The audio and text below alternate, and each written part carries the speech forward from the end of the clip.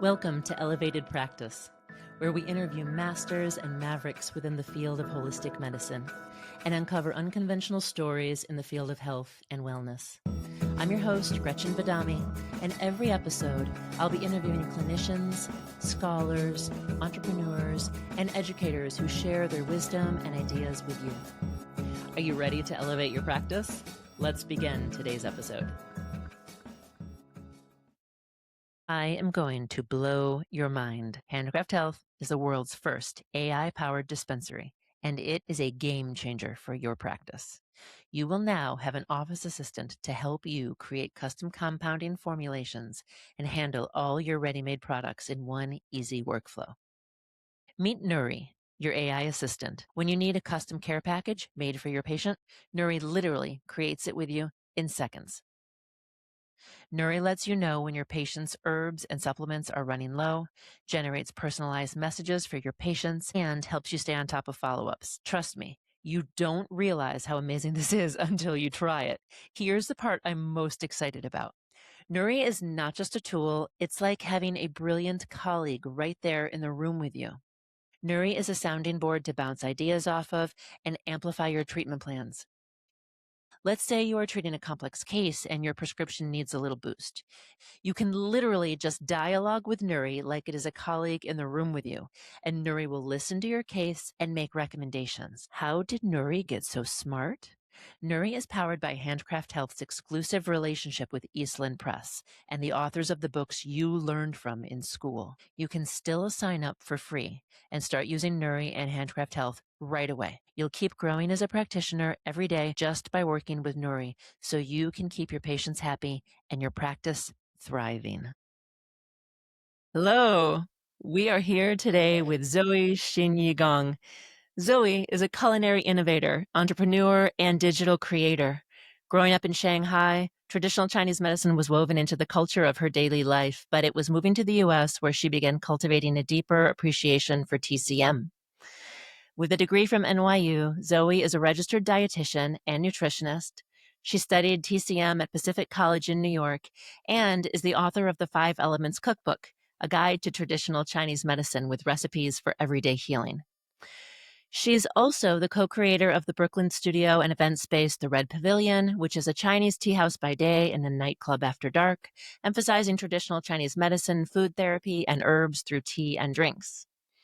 Now living back in Shanghai, she's creating new ways to blend community, education, and food therapy by hosting TCM tourism trips to China, teaching classes, and hosting events at her new event space, Silver Root Apothecary, and bringing TCM wellness and food therapy to hundreds of thousands around the globe through social media. Zoey, welcome.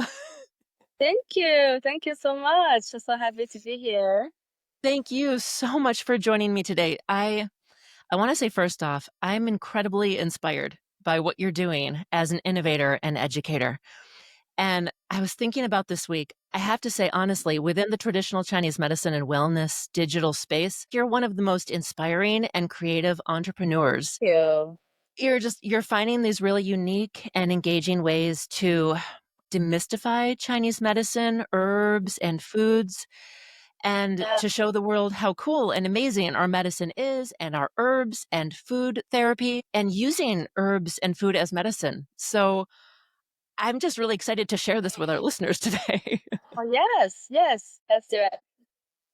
To get started, I was wondering if you could share your background growing up in China and what brought you studying the medicine in the US and then finding your emphasis on food therapy as medicine. Yeah, of course. So I born and raised in Shanghai. A very normal family, very traditional, always home cooked foods. I didn't speak English at all. And then when I was 16, I decided to move to the States to study because I didn't really like the education system here. It's very much just studying and no fun, no arts, no music, no nothing. And I guess I'm born a more artistic person, so that I didn't like that. And so I moved to the States for high school. And then just by living there for 3 months, I started to have a lot of health issues. So much health issues happened within a year, like joint pain. I gained a lot of weight, a skin rash, even breast tumor, and all Mm. those things happened just in a year. So I was like, what's Wow. happening? And when a teenager girl have skin rash, she Yeah. is very annoyed. So Yeah. I tried to solve that. And then I looked into, of course, Western medicine. That's something, usually you think about the first time. And then, but it wasn't helpful. I was in hospitals. They give me Yeah. steroids Yeah. every week. And once the effect is gone, the rash just comes back all the time. And I knew that was not the solution. So I was doing a lot of self reading, self studying online. And a lot of the tips are nutrition tips. So that's the first time I got into kind of healthy eating, but very kind of Western styles of healthy eating. That Mhm. helped. I stopped dairy. I realized POS made me allergic to dairy.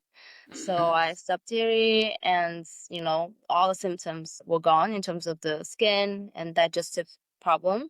And that's when I realized food is really, really powerful. So I went on to study nutrition at NYU.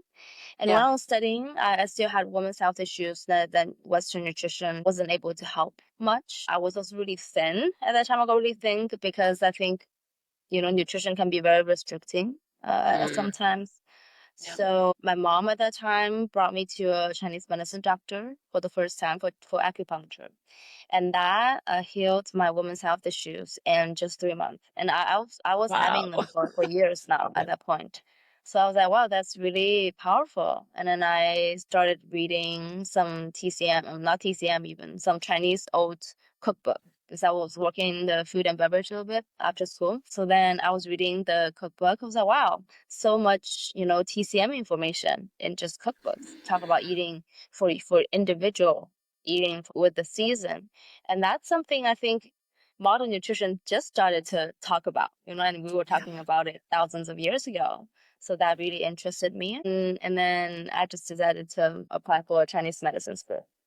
Oh, So that's wow. kind of the story. But then also, and growing up in China, you will grow up with TCM at some Yeah. extent, even when your family is not TCM family, you're not interested. Then it's in our food, it's in everyday life. People have that just daily, sometimes unconsciously, not even knowing it's part of Chinese medicine.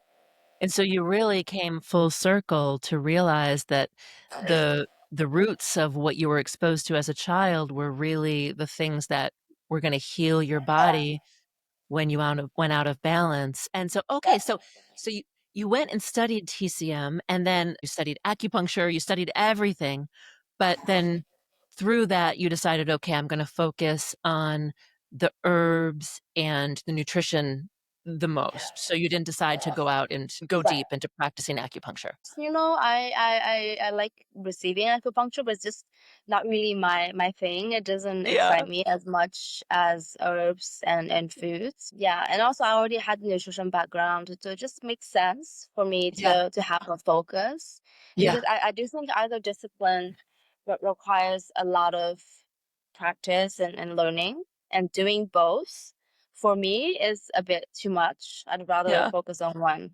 yeah. I think that's why I love your account and I love what you're doing so much because I do acupuncture with my patients and it is very powerful and it has its purpose, but my passion in my heart is herbs and diet and nutrition, which is why I'm so impressed with everything that you're doing with the Thank you. medicine. So then what was the inspiration for your project? You then were living in Brooklyn or you were working in Brooklyn and you decided to co-found a tea house that also incorporated curated cocktails and drinks that were herbal inspired and TCM inspired. Can you just talk Yeah. about the brainchild for that? Yeah, I mean, it wasn't never really a particular moment. I kind of everything accumulated for that to happen, and it was also quite organic. I met the my partner, Shan. At a party that she hosted, and Mhm. then I just kept bumping into her on the streets as if the universe just wanted us to meet. And then I'm always a little bit, how do you say, different in some ways. I'm not the TCM practitioner you would think, or even a nutritionist you would see Yeah. usually. So I have a lot of friends, right, who love to have fun, but then they might not necessarily know how to take care of themselves. In my opinion, having fun and taking care of your body goes totally hand in hand. You don't have to live a completely zen and peaceful and 8 p.m. in bed type of Yeah. life to use Chinese medicine or nutrition or any of these healing modalities. And I do think if you let yourself free and enjoy, going out or having fun with your friends from time to time, it can be a very healthy thing. So I always know that I wanted to show people that it's possible in some way. And Mm. then during COVID, and I both got a grant from the government, and we're like, do we want to use the extra money for vacation or build a space together? And that's when we decided to do it. And Oh and my and also God. for food therapy, I think the best way is always to give that to people directly. I always say if Mm. all the chefs are trained in nutrition, if they can just produce healthy food, then you don't even need a nutritionist really. So I want to give that directly to people in their drinks. So kind of just help them with their health without them even knowing that they are Mhm. having it. Because sometimes when you are offering something Chinese medicine for people who don't know, they might not be completely open for it. So we add subtle hints in our drinks in a very natural way. We choose food, medicine, herbs that are very safe for everybody. Yeah, and then people really like that concept. It's an amazing business idea, and there are so many people I can think of so many who I've met not only as patients, but also students that I've met, other practitioners whom I've met, where trying to always be 100%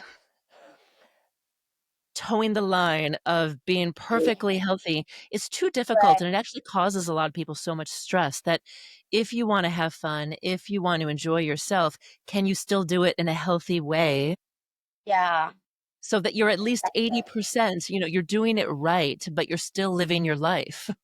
Yeah, exactly. And also, right, our patients, they will probably not gonna do that. And sometimes it's also about harm reduction, right? They cannot be perfect, but how Yeah. do you reduce the harm for them so the medicine can be more practical for Yeah, everyone. yeah.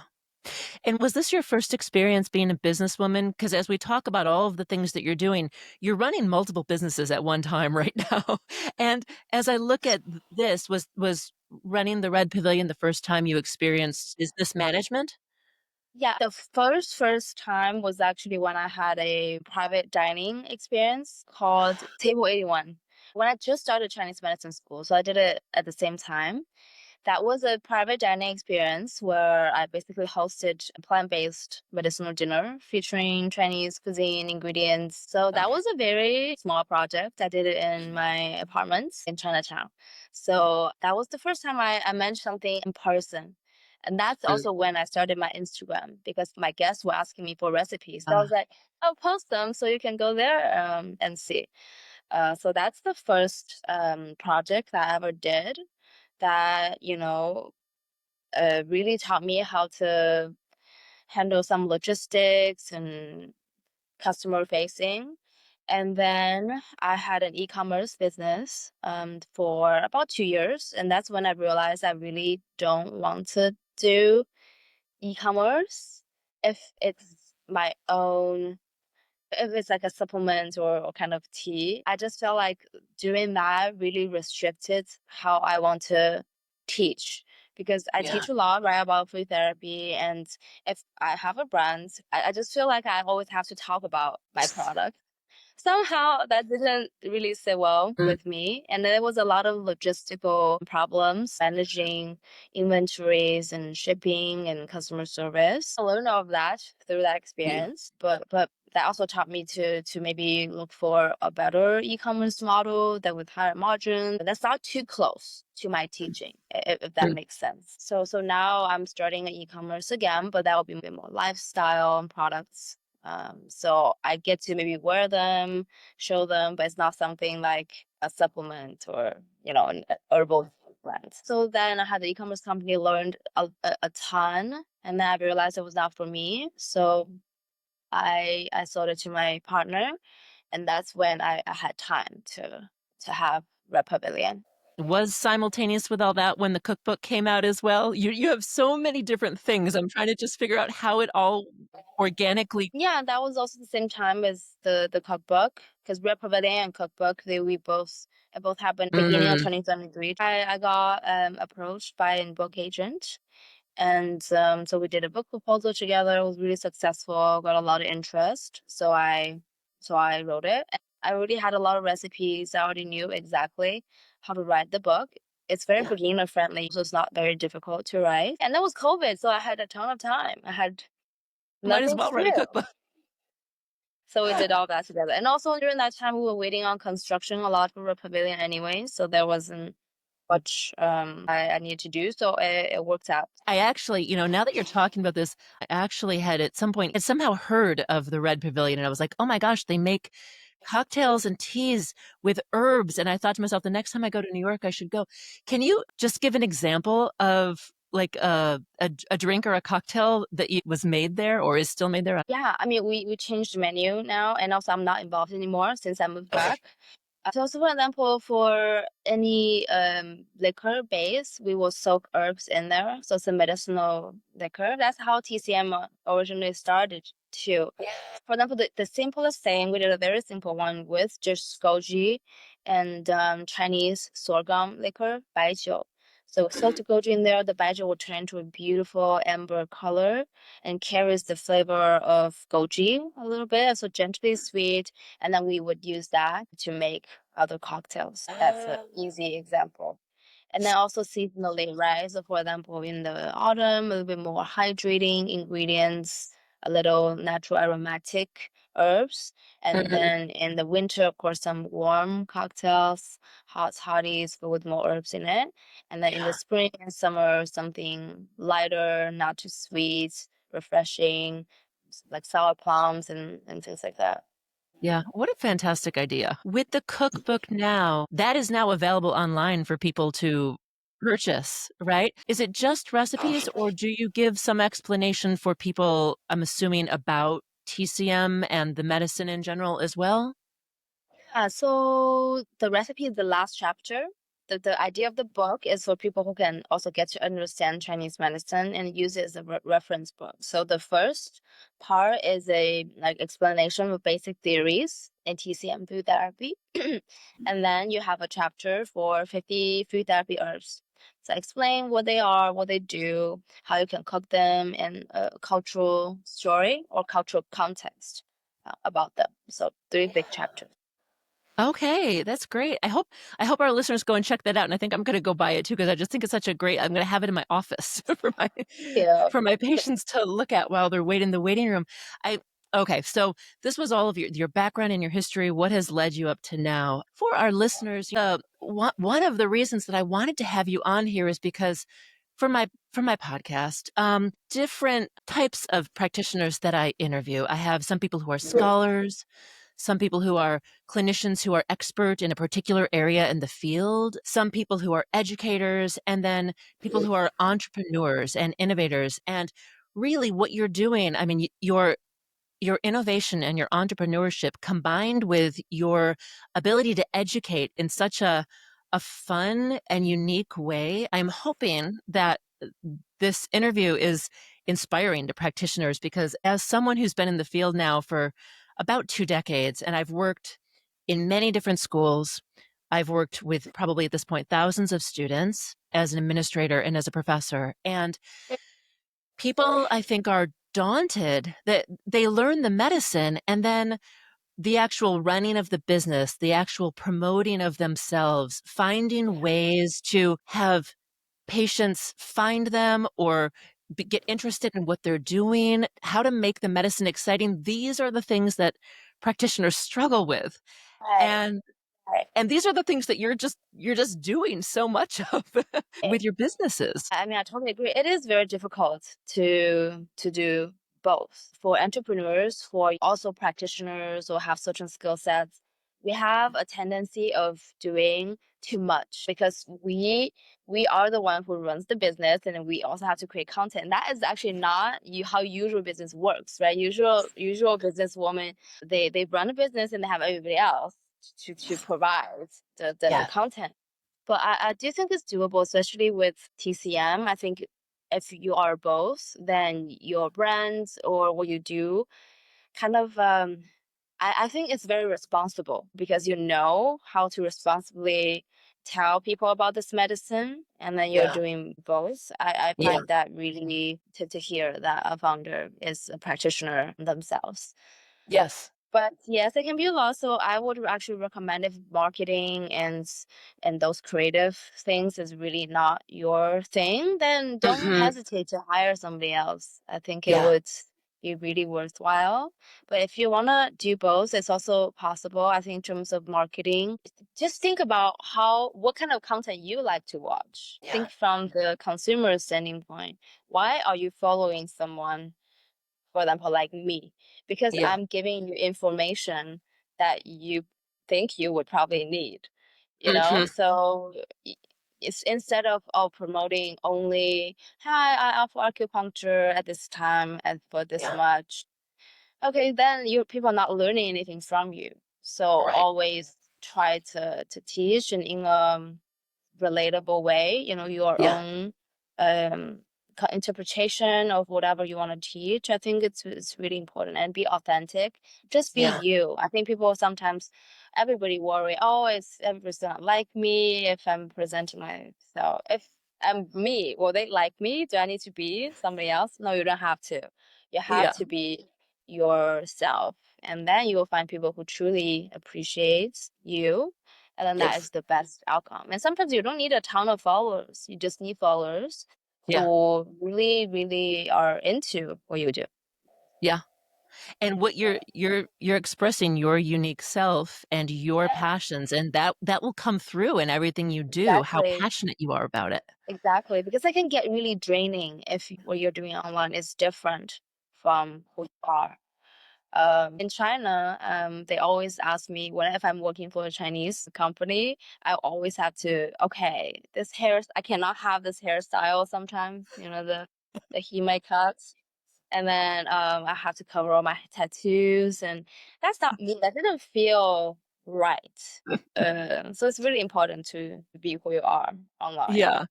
And it comes through in your Instagram account. So this brings me to some questions that I wanted to ask you about social media and your success, because I don't remember, it was at some point, I think it was about a year and a half ago, and you came through my feed. I think it was on a reel. I don't know if it's because I follow other, people in the TCM field, but somehow you just popped up onto my screen and I started watching reels and I subscribed to your account as a follower, and I was just hooked. And I was like, who is this girl? She's amazing. Oh, thank and you. and you've had a lot of success that's continuing to grow on social media. At this point, you have over 200,000 followers. I just checked today, and you've got like 2,004 now. So you've broken the 200,000 limit. Right. Um, I mean, and so you're speaking directly to the public, which is also really cool. And a lot of practitioners, they'll just talk to their patients in the room about things, or they'll talk in online chat groups with other practitioners. But you're really getting directly to the public. And I also know that there's a lot of practitioners who follow you.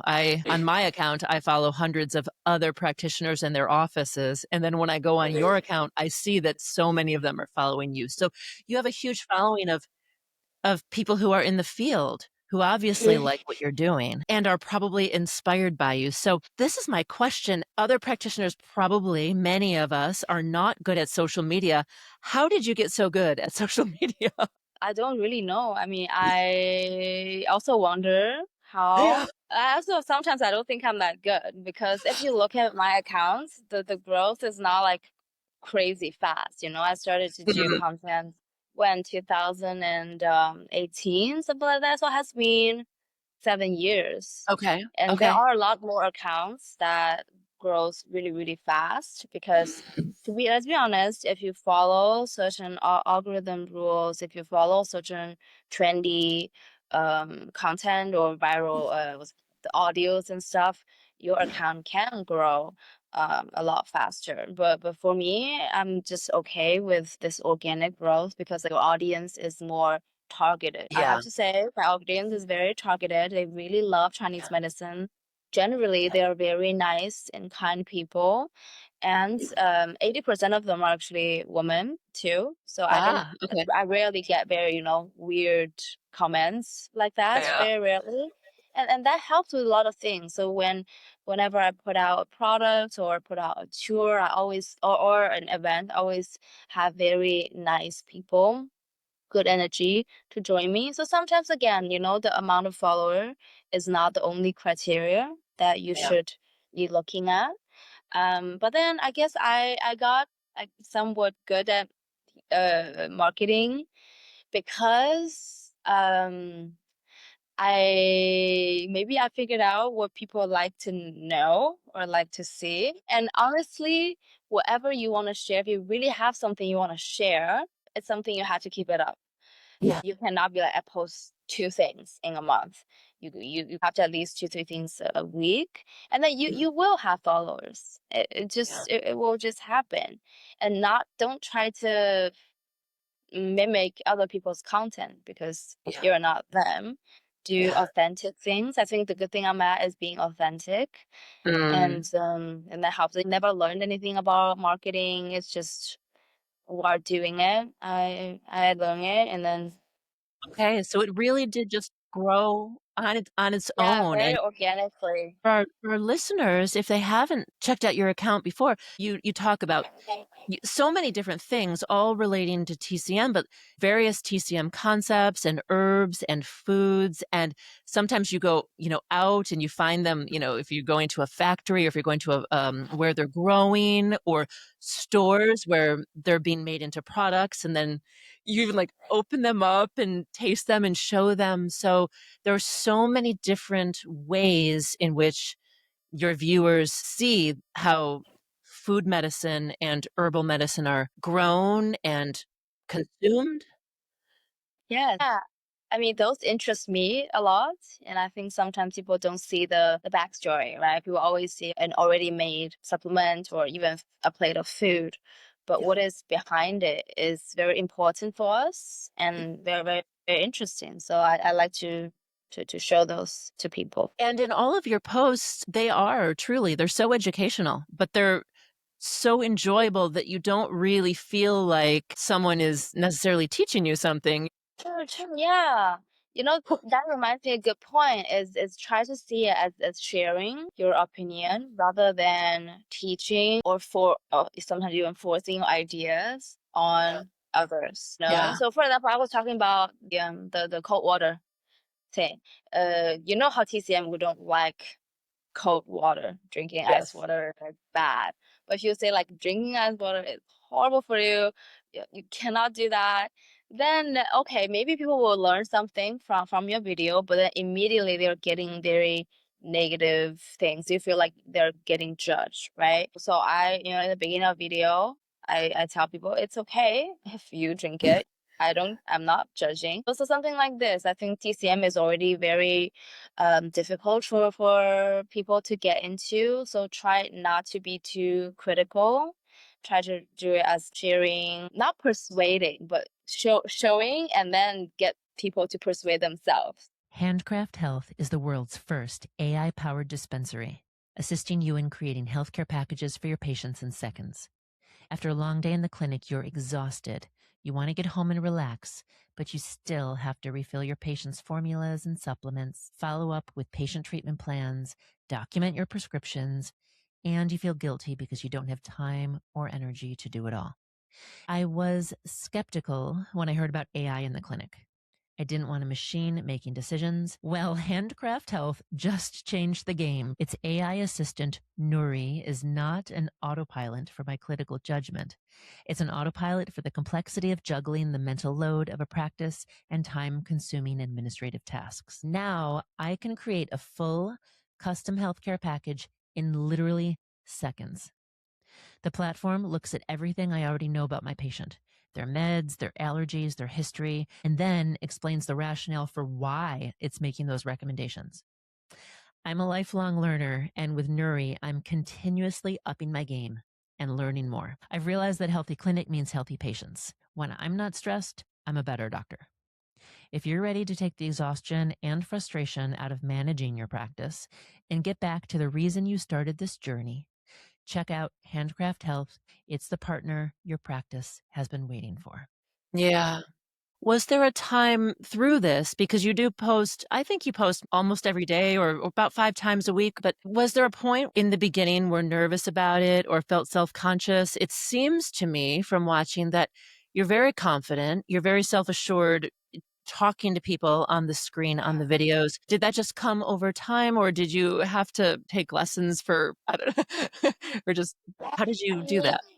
in the beginning, I was definitely not comfortable. I mean, quite old school. Well, how old was I? Maybe like 22 at the time. I didn't even use Instagram until I had to to post video recipes. So it definitely made me uncomfortable. And I myself saw social media as something quite negative because I assumed that was okay, influencers and beauty, and a lot of it's like fake, or I didn't like it. So I Yeah. wasn't a user. But then I started to use it and I saw a lot of images that really inspired me. So, you know, so I changed so I changed basically my way of seeing social media. And I'm like, okay, I'm going to share. It's a good thing. I want to share good stuff. And so that made me a little more comfortable with Mm. using it. Yeah. And then it does just come with time. The more you stand in front of camera, the more used to you get. I'm actually an introvert. You know the MBTI thing. Yeah, I'm definitely an introvert. So if I can do it, Yeah. you can do it too. It Yeah. just takes some time. It's very Yeah. natural to feel Yeah. uncomfortable, but don't use that as like, oh, I'm not doing it because I'm not comfortable in front of the camera. Yeah, you can Yeah. be a little uncomfortable, but in order to get to where you want to be, it's a little bit uncomfort. It's Yeah. okay. It's good, Yeah. you know. Do do you, because I'm realizing myself, even as I'm now producing this podcast and also running a practice and then I teach, it seems like you have so many things that you do. Is this a business where you have assistants? Do you have multiple people helping you and helping you with ideas or helping you post things, and or is it all you and you're really just doing it all yourself? It's I just me. I don't have anybody Wow. else. I really want to find somebody else, but it's quite hard, because for me, they need to be bilingual, fluent in Mhm. Chinese and English, Yeah. and know something about Chinese medicine. And have time. Yeah. So it's quite difficult. Yeah. So yeah, but I'm in the process of finding some assistance, especially with Mhm. Silver Root, and Yes. all the business I've done before really helped me to know Yeah. where I feel the most comfortable and what I want to do with this space. And I feel really good. I'm feeling the best I've ever felt as an entrepreneur, because right Great. now I know how to do things that works for me financially and also doesn't make me too tired. I think that's very, very important, you know, Yeah. and give Yeah. me the freedom of going to different places. So yeah, at least for me, I figured the situation out by trying different things. And it's Yeah. totally okay to try and totally okay to stop it when you feel like it's not for you. I think a lot of people are scared of that because, oh, I'm already spending so much time in it. I have to push through. No, you don't have to, because you might find something better later. Yeah. Those are good points to figure out what it is that you like doing and what works for you and go deeper into it if you're enjoying it, and if you're not, know when it's not for you. Yeah. Exactly. And Yeah. I get asked a lot how I'm doing so much. Honestly, I mean, Chinese medicine really helps. That's a great example of it. If I don't take care of myself, with, herbs and foods and the occasional treatments. You can't do so much. I usually ask questions like this at the very end of the interview, but since you just mentioned it, I'll ask now. What sorts of things are you doing for yourself on a regular basis, especially now that you're back in Shanghai and you have access to so many different modalities and places? What sort of herbs or treatments do you like to experience? Totally. I always try to add some herbs in cooking because I have so much at the studio and definitely a lot of brothy things like snow fungus, soups, and bone broth with a blend of herbs. And I love astragalus and angelica root and licorice root, those, really basic ones, but they really Yeah. work and then they taste good. And the seeds and lotus seeds, I've been eating a lot of lotus seeds, Mm, foxnut for kidney essence, right? Digestion. And then since at Subaru we had a gua sha class, like visual gua sha class that's really popular. And before that, I wasn't really doing gua sha consistently. So after that class, I'm like, you know what? Let me do that. And I do see a difference. yeah. And not just the face, but it's almost like it wakes me up in the morning. It gets me ready for the day. And then my eyes got better also because I guess you're Mm, massaging a lot of the eye points. And so I yes. used to have like dry eyes, some like blurry, and then I've been looking at a computer a long time, but that like really helped it. Yeah, so I've been loving that. And then when I have time, I go to a clinic here for moxibustion and massage. I really enjoy those. Yeah. So important to keep yourself healthy as a businesswoman and Yeah, everything that you're doing and to practice what you preach, really, you know? yeah, no, totally. And I'm very good at like zoning out and do nothing. I'm not a very competitive entrepreneur, I should say. If I feel tired or if I feel like, oh, everything's so draining, I'm very good at stopping and Mm, not feel guilty mhm. about it. I think as an entrepreneur sometimes the norm is, oh, you push through this, work really, really hard. I never feel like I work really hard. That's the problem. For me, naturally, I'm a very zen and Yeah. kind of low energy in general type of person. So I keep it that way. So if I feel really, really tired, if I haven't replied to your email yet, don't blame me because I'm a little slow. I have to, lie down on some Yeah. days doing nothing. Yeah. So the Yeah. work and life balance. Yeah. You have to listen to yourself of first Yeah, thing. exactly. Well, this brings me to ask you about your current project, Yeah. Silver Root Apothecary, which is your food and event space and workshop space. There are so many things I think that this space incorporates for you. Can you tell our listeners what it is? Yeah.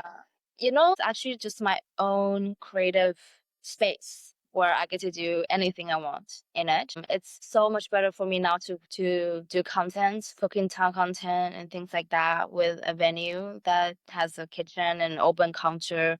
Because working as a creator, if you work at their own home, it can be very draining sometimes. And I've been doing that for the longest time. So this makes Mm, me really, really happy and separate work and life a little bit. And then host classes, bring people together, workshops. So yeah, any events basically we can host here, which is mm, amazing. And then with the studio, I do want to invite more practitioners to teach with us. So if any of you are listening, please reach out. If you want to teach something, please yeah. reach out. Because aside from in-person classes, I'm planning a lot of online classes on demand where people can just download and watch. Because I realize sometimes people don't have time either. They want to watch it at 11 p.m. When they're Yeah. in bed. That's totally possible too. So I want to do more, and I don't want myself to be the only teacher anymore because I feel I learn so much from other practitioners, their perspectives. So I really welcome other people to teach with me. And then we are launching a shop that we ship Mm, products worldwide. And they're not really my products. If it comes to the TCM related things, we have skincare and some really amazing highest quality herbal products that we curate. It's other people's brand. but we want to showcase them, then I have so much less to worry about. I'm very happy to really recommend good products. And then we're also doing some jewelries because I realized I really love natural jewelries like jades, silver, and we have some natural clothing as well. That's very comfortable to wear if you want to do in qigong and on a daily basis. So these things I guess are my own, but they are very different from, let's say, me putting out an herbal tea and talk Yeah. about it all the time. Yeah. So for the sales of all these lifestyle products, 10% going back to it's almost like our mini foundation that we use to pay other practitioners when they come to teach classes, and then we can make classes very affordable, even some free classes for people. So this makes me feel good. Yeah. I can, still make an income, but I can give it back a little to provide free education. And yeah, that is just great. So I'm at a very happy place. So just slowly getting these things ready and then present to the world. Yeah. Yeah. And then that brings me to the tours that you are running, where Yes. you are inviting people from all around the world. It's like TCM tourism. You have these 6 day, it looks like they're about 6 days trips, and you have a couple times a year inviting people to Shanghai, once a year to Yunnan, and then a special tour also for practitioners. So yeah, can you talk about those and how you thought up that idea and then what you do? Yeah, so that idea really came immediately to me right after I moved back to Shanghai last year. So I was like, oh my God, China has so much to offer. Even though I'm Shanghainese, born and raised, completely Chinese, but I wasn't here for the longest time. I know I wasn't here for 13 years. And before I moved back, I hadn't been back for 5 years straight. And I was like, wow, China has really, really improved because when I was little, there was a lot of air pollution. It Mm, was less convenient, and then everything was very Chinese. So as a foreigner, it would be really difficult to get to do much, really. But now it has really changed. Our water quality has improved. So much greenery in the city, and just very convenient and nice to live. So I thought, oh, this would be a great time to bring people, because again, on a world stage, China doesn't really. When I just moved back last year, people have a lot of misunderstanding around China. Okay, it's communist, it is very oppressive, to have freedom here, which is so wrong. And people know so little about China because, we can't use Instagram is blocked here, Google is blocked here. So a lot of the good info doesn't get out yeah. either. So I have foreign friends who came here. They didn't know what to do at all. There's not really any guides for them to see, especially when it comes to Chinese medicine. So Mm. I really wanted to offer a tour to bring people here, show them how China really is, and especially when it comes to TCM. Because there's a lot of spots I know, even the locals don't really know. So I kind of consolidate everything and into an experience. And I've just loved traveling. I've been to more than 40 countries, a lot of them alone. One thing I would say I'm good at is I'm really good at traveling. I wouldn't say I'm good at anything, but I'm actually really good at traveling. When I go travel myself, I find all those really lovely things and meet people. I did a lot of budget trips and trip where I don't bring any money and just try. And so I want to use that advantage that I have and do the tour. And it has been really, really lovely. And now with Silver Roots, some of the activities we also do in studio, I get to have some cooking classes. I get to do some workshops here locally where we invite practitioners in. So it's a nicer environment. It just worked out. All the business ideas is starting to combine, which is nice. I mean, there are many different things that you're doing, but they all overlap and they're all interrelated. And so I just feel like I keep Yeah, talking about when I watch your videos, but it's true. So when I watch your videos and you're showing the people who come on your tours, and yeah, you go out into the countryside and you're like foraging for mushrooms at one point, and then you guys are cooking them for dinner, and then you're going into stores and looking at products, and then suddenly everyone's in a spa and you guys are getting wellness treatments. And I thought, oh my yeah. gosh, this is just so much fun. No, it is a lot of fun. It is really people really have been enjoying the tours, and me too, you know. What a great Yeah. experience to do these things myself also. Yeah. And thinking about it for a practitioner of these tours that you do, one of them, you have this listed online. You have it listed as a certification tour where you specifically for that tour focus on practitioners and you go to extra trips to hospitals and some additional expert lectures for practitioners. And I'm just thinking about how useful that is for someone who, if you're from the States or if you're from Europe or Australia, where you don't have a familiarity with China and you've always wanted to go deeper into Chinese medicine to see where it came from and to where the herbs grow, and but you don't have an inside person to guide you or a friend, Yeah. you've made yourself that person. Yes, I mean I think so because the practitioner tour we just had it was it this year? Yeah, this year was the first time. And it's great because the practitioners they intern at this hospital and they actually let you needle patients too. You really get to see how the doctors here work. They hold in their dozens of needles in their hand. But they don't use the guiding tubes here. And then they just Yep. like super quick, you know, 5 minutes each patient, really, really quick, really efficient because people do come back because it's effective and it's quite chaotic, it's quite intense. So after the hospital day, we immediately go to a massage to wind down, and then we cook together. Because you know, yes, if you want to do a internship with a hospital, you can contact a major city in Shanghai, the TCM universities. Usually they could offer an internship and stuff like that. But the problem I see in that is they don't give you anything else. Usually they recommend you an area. Usually it's kind of far away from the city center. Then you don't get to really see the rest of the city. They don't have time, right, to give you this kind of all the introduction about the city and how things work, and you're just following them. And Yeah. okay, for 10 days, yeah, you saw a lot at the hospital, but everything else is kind of missing. So I Yeah. want to offer an experience that is a little bit more than that.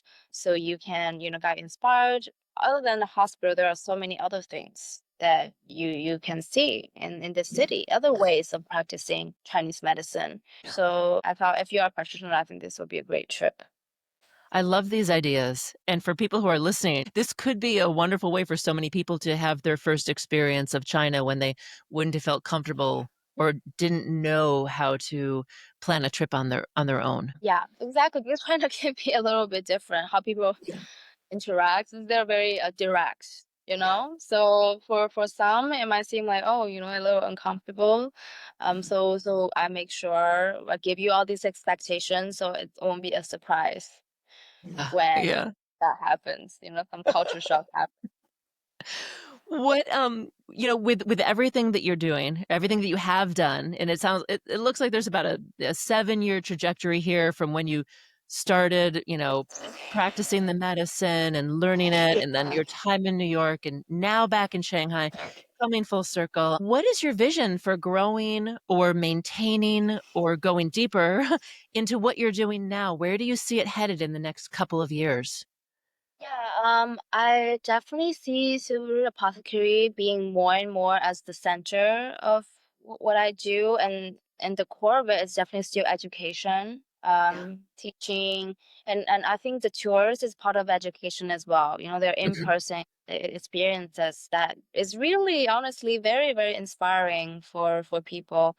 Yeah. So I do see that as the center, but I want to not be the only teacher. As I said, I do want to invite other practitioners to teach together and put out more online resources, and then offering the online shop so that more people get to try TCM from all over the world.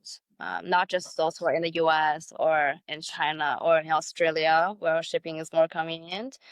So yeah, I don't have really a grand plan of where exactly I want to go, but I know these are the focus and we'll just see where it takes me to. I guess the ultimate goal, one of the ultimate goals is if there could be a big documentary on Chinese medicine that could be available on, you know, mainstream platforms. I think that'd be really great for our practice, for our medicine, you know, to show Oh my people. gosh. 'Cause there's still a lot of misunderstanding. You know, we are kind of in a bubble, right? All the people around Yeah. us are into Yeah. it. But there are also a lot of people who are like, "Oh, this is not real." A lot of misunderstanding. They think Chinese medicine, they think about Scorpio in a jar. You know?